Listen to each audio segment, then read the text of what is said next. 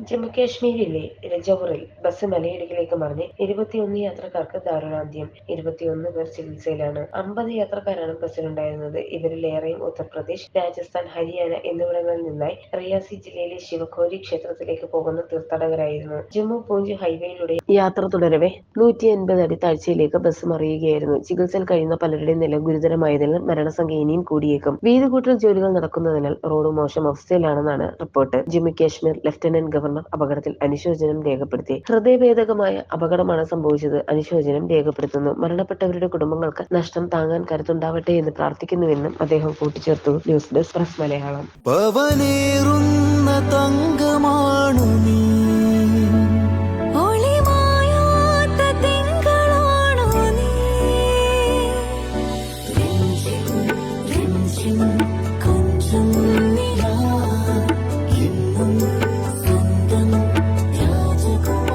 Be a Rajakumari.